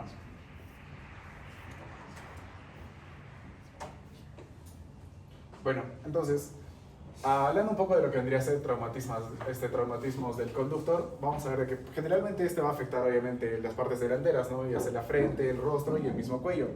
Y bueno, ya todos creo que lo habíamos visto en esta película, donde va a describir bastante bien cómo vendría a ser el accidente de un conductor. Ahorita, porque si nosotros nos podemos pensar y qué estructuras podrían ser las que van a dañar al conductor, obviamente tenemos por ejemplo el timón, el parabrisas delantero, pero también nos tenemos que poner a pensar de que hay una puerta que está al costado. Entonces generalmente se va a describir que en la frente o en el cráneo la mayoría de lesiones o fracturas va a ser en la parte izquierda, porque justamente está toda esta parte, ¿no? Que va a soportar la puerta y donde podría haber mayor problema para lesión, diferente a la parte derecha donde generalmente tenemos un espacio, por así decirlo, vacío, ¿no? Entonces, como podemos ver, y vamos a ver acá en el video, describe bien, ¿no? Justamente la parte izquierda va a ser la que va a ser afectada porque tiene más riesgo de tener contacto con diferentes partes del carro, ¿no? Entonces, en la frente generalmente va a haber una fractura expuesta, como dije, en la mitad izquierda, al ser proyectado contra el ángulo que va a estar formado por el marco del parabrisas y el marco de la puerta izquierda. Aparte también tenemos obviamente lesiones en el rostro, que generalmente van a tener una dirección vertical y van a aparecer especialmente en nariz, frente, el resto de la cara, que también podemos verlo en el video, que va a afectar, ¿no? Toda esta región, sobre todo la región izquierda. Y aparte también tenemos, por ejemplo, en el cuello, como ya dijeron mi compañero Romaña, justamente el latigazo, que justamente va a haber una afección en la articulación occipitoatratoidea y se va a producir una ruptura de los ligamentos, cápsulas articulares, hemorragias intraarticulares, separación de revestimiento cartilaginoso, etc., ¿no? Y bueno, en el sobreviviente hay dolor residual de difícil explicación clínica. Y bueno, justamente también esto, por ejemplo, tiene que ver en este mecanismo lo que va a ser el uso del cinturón, ¿no? Va a haber este tipo de movimiento y va a afectar. Y también se describió que mientras más alto sea el asiento, también el riesgo va a ser un poco menor. Entonces, también si, por ejemplo, hay un espacio libre, también va a haber un mayor ángulo de movimiento y también puede haber mayor trauma, ¿no? Bueno, hablando un poco también de lo que vendría a ser el tórax, como ya dije, generalmente va a haber en el conductor traumas en la parte anterior del impacto del volante, ¿no? Donde generalmente va a afectar, como ya dijo también mi compañero, sobre todo en la región pulmonar, ¿no? Donde puede haber diferentes traumas, ¿no? Entonces también va a haber piel con aspecto de equimosis semicircular, que también no pueden dejar huella. Obviamente va a depender mucho de cuál va a ser la fuerza del impacto, pero va a ser bastante visible, ¿no? Generalmente los pacientes van a tener una huella que va a implantar justamente el timón, ¿no?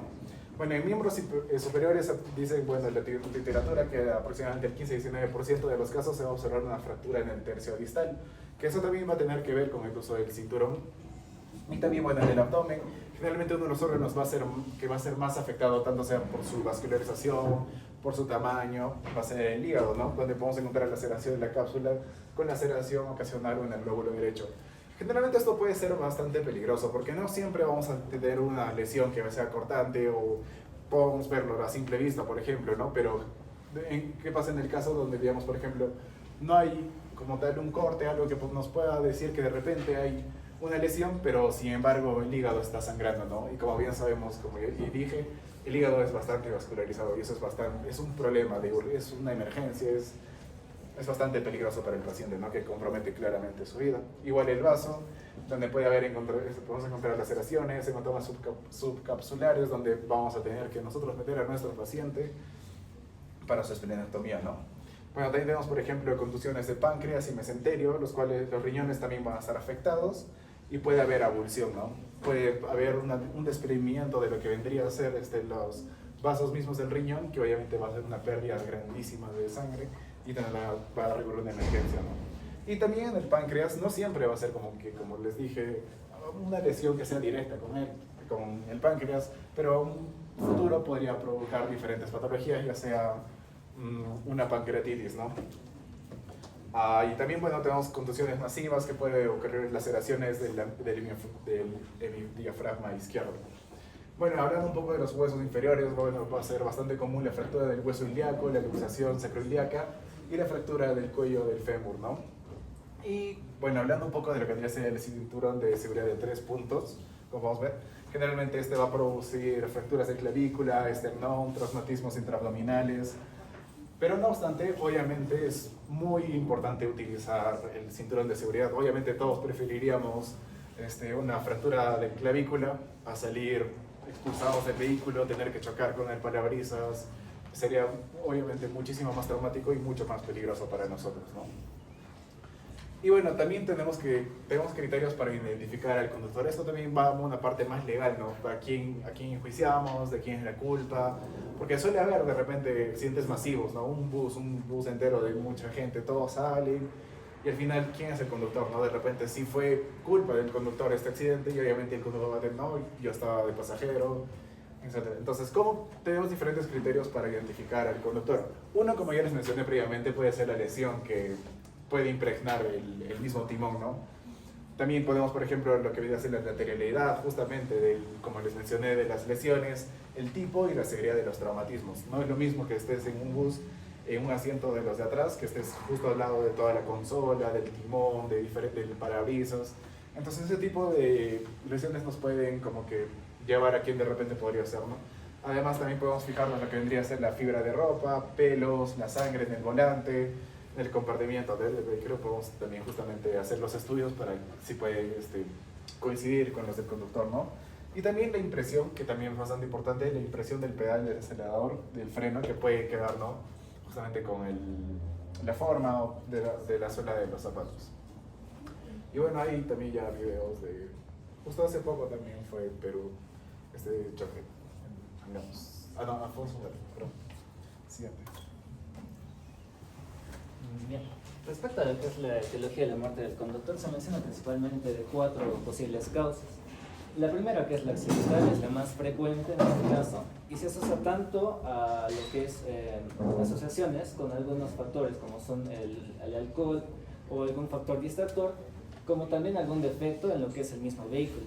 En ese caso, la influencia del alcohol se menciona que este tiene la capacidad de disminuir lo que es la capacidad psicomotora y con ello pues favorecer justamente el daño.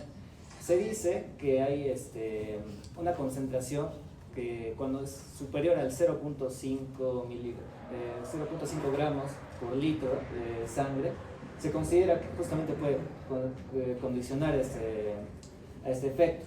Y dentro de lo que es el tema legal, se menciona que se considera como una falta cuando justamente supera este valor. Y también ya pasa a ser un delito cuando aparte de que a un paciente cuando se le hace el test, aparte de esa concentración, ha generado un daño o ha producido algún daño en lo que es la integridad de las personas alrededor. Y respecto a lo que es el uso de los teléfonos o los dispositivos, más que generar la limitación psicomotriz como en el alcohol, se menciona que hay una limitación en la atención. Y este es un dato a resaltar, ya que muchas veces se piensa que por el hecho de tener el teléfono a la mano, esto también se asocia a alguna dificultad en lo que es las maniobras. Pero es más que todo un factor distractor. Y por tanto, el hecho de tener un celular en una pantalla o tenerlo tal vez en alguna otra zona, es en realidad lo que genera este accidente. Y respecto a lo que es el vehículo, hay que resaltar que muchas veces es más que todo un defecto, digamos, en los frenos. Y cuando se hacen los estudios en el accidente, muchas veces se observa que se resalta la huella en lo que es la zona del freno, y es justamente un factor que nos ayuda a diferenciarlo de otras causas como podría ser el suicidio. La causa natural no es muy frecuente, pero por ahí se puede dar esa mala suerte de que un paciente con algún problema cardíaco, de repente justo en ese momento, por desgracia, le da una epilepsia, se da justamente esa causa, ¿no?, de muerte. El tema suicida, a diferencia de lo que es el accidental, ya también al momento de hacer las observaciones, se menciona que se tiene que evaluar justamente todos los antecedentes psiquiátricos que ha tenido el paciente, si ha tenido problemas familiares, si ha tenido algún problema en el trabajo, problemas de dinero, etc. Y a diferencia de lo que ocurre en el accidental, se menciona que también se pueden haber algunas evidencias, como es el caso de la marca de la huella, pero en este caso en lo que sería la zona del acelerador, ¿no? Y también en ambos se puede ayudar justo con otras pruebas, como son las cámaras de vigilancia, que nos pueden dar algunos datos extra de lo que ha pasado. Y finalmente las causas homicidas, que tienen que ver más que todo con algunos atentados, en los cuales a veces se dan pues procesos en los cuales hay una riña y por ahí, como está pasando, ¿no?, en Lima, ¿no?, el caso de los sicarios.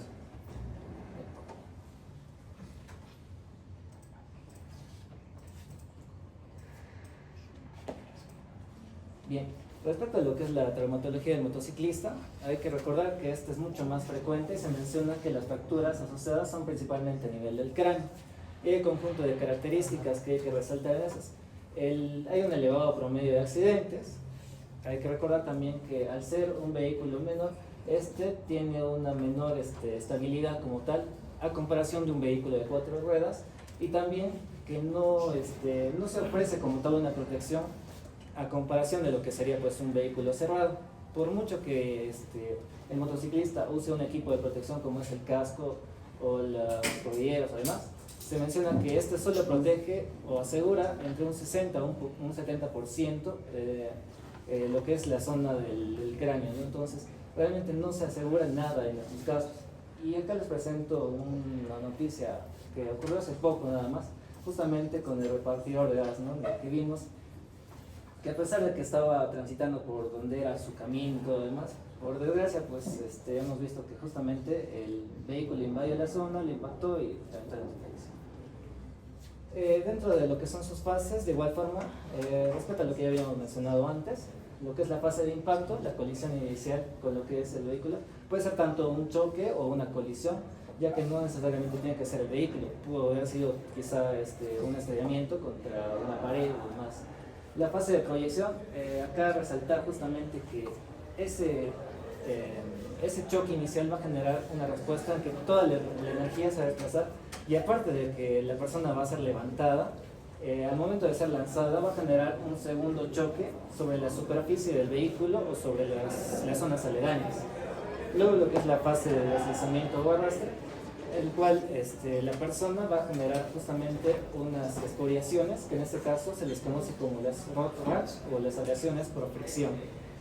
Y finalmente lo que es la fase de compresión o aplastamiento, en la cual puede estar comprimido tanto por su propio vehículo, el vehículo adyacente, o por otra superficie. Y en este caso pueden ser tanto superficiales como profundas, ya sea dejando las superficiales las marcas, por ejemplo, lo que son los neumáticos, o las profundas que ya comprometen las vísceras y pueden generar cuadros complicados como son el síndrome compartimental y diversas fracturas.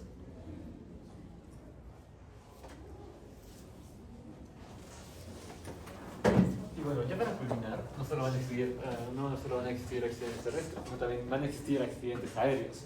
Y primero un pequeño contexto de cómo fue que surgieron lo que serán esos accidentes aéreos en nuestro territorio peruano, y aparte de eso, cuáles van a ser los organismos que van a estudiar este tipo de accidentes aéreos.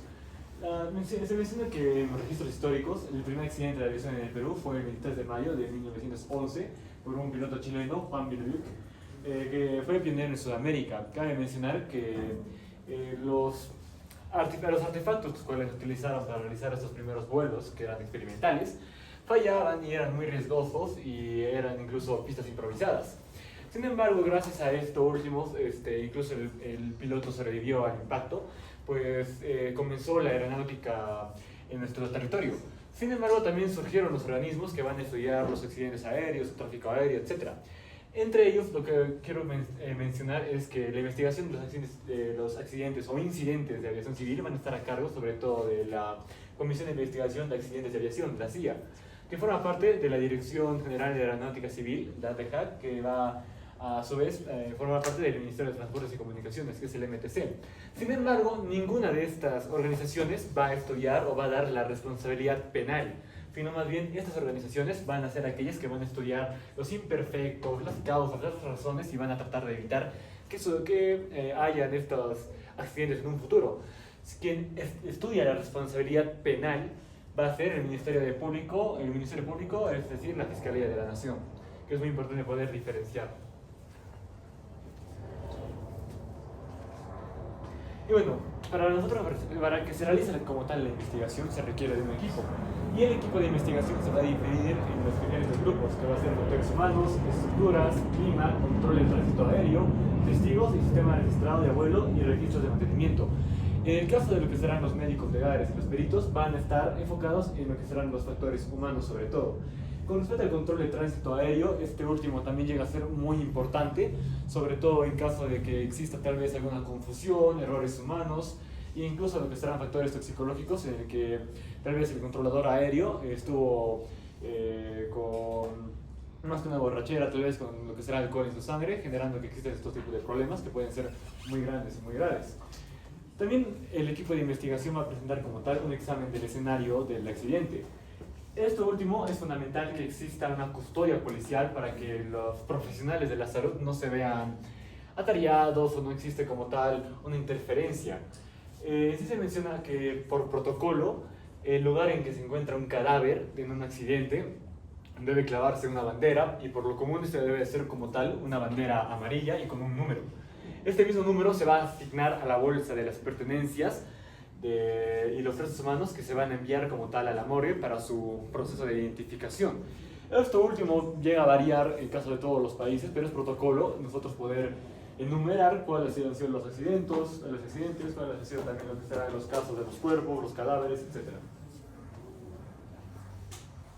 También va a tener que existir una organización médica, y esta organización médica va a poder dividirse en las especialidades para operaciones mortuorias, el secretariado de identificación y el secretariado de las relaciones públicas.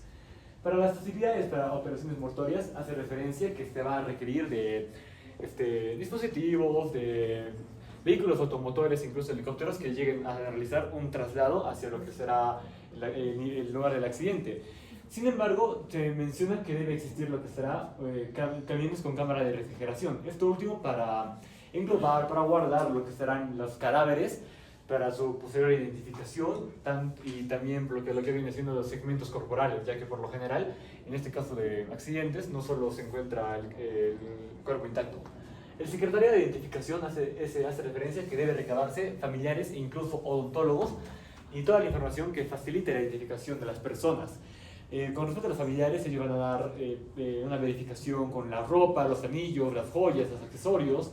En el caso de los odontólogos, sobre todo lo que será el macizo facial, sobre todo lo que será la dentadura, e incluso las operaciones, ya que van a ser muy importantes.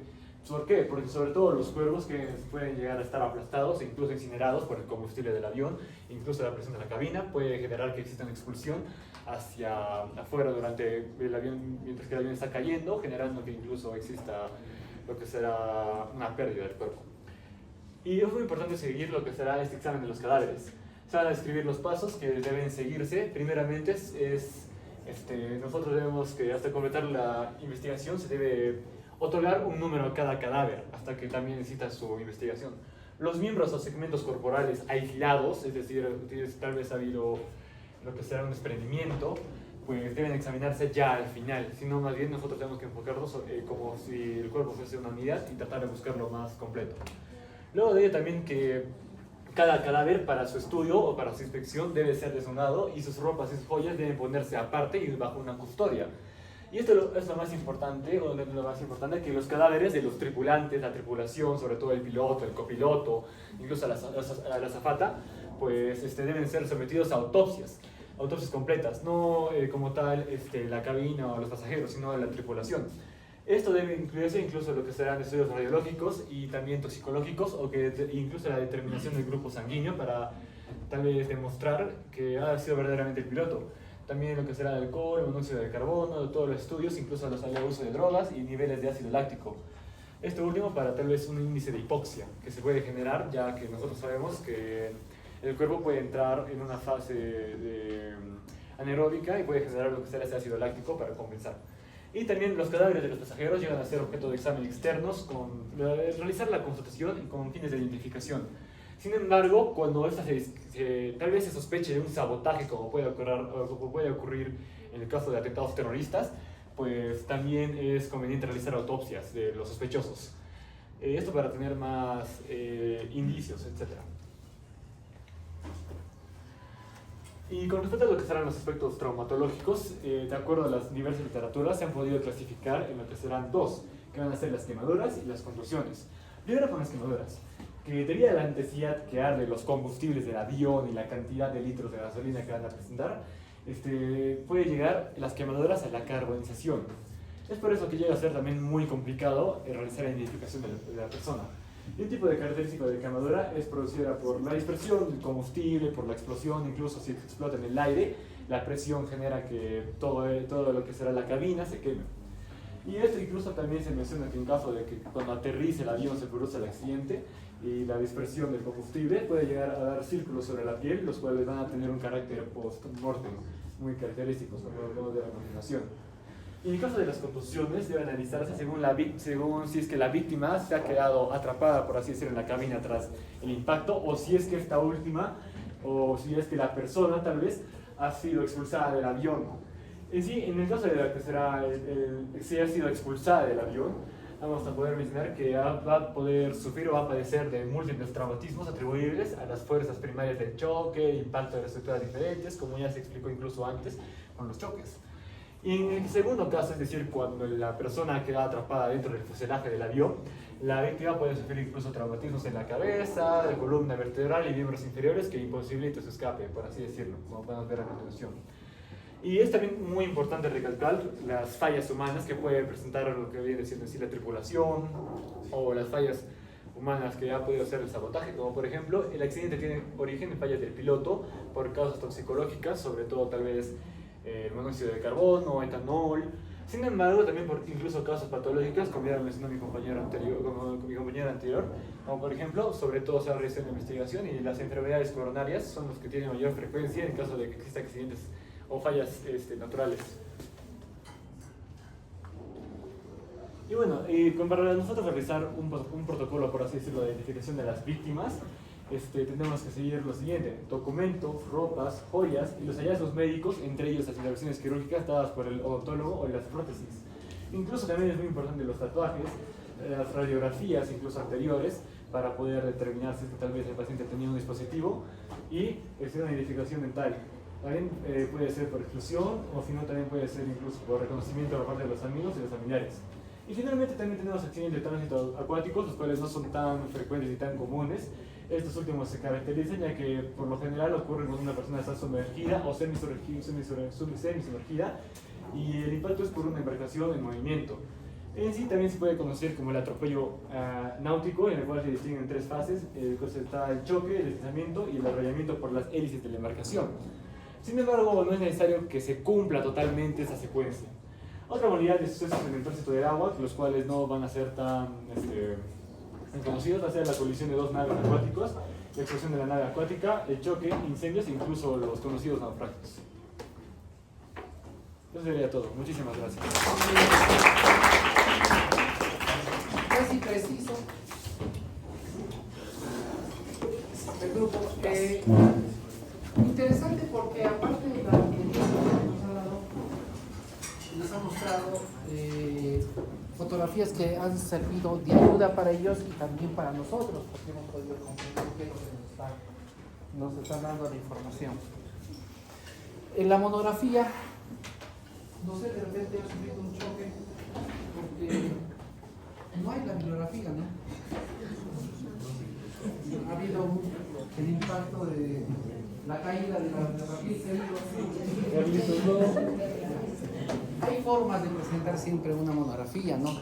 Después de la primera carátula, atrás no puedes poner ya el texto completo. Entonces, yo sé que estamos en una parte de ahorro, pero la bibliografía es lo que más importa. ¿Por qué? Porque hay algunos datos, al menos para mí, que me gustaría saber de dónde han sacado, porque están muy... Voy a hacer una pregunta, a ver, voy a elegir una sola pregunta, ya voy a... Un representante del grupo, Ángelo, ¿qué nos puedes decir las fases del atropellamiento típico? ¿Cuáles son? No, dime cuántos son. ¿Cuántos?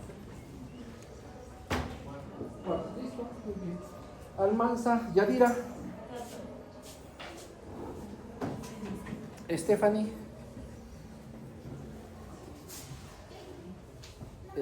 Stephanie Lucero, Yaguido, ya está muy bien. José Fernando, muy bien. Brisa, Maricielo.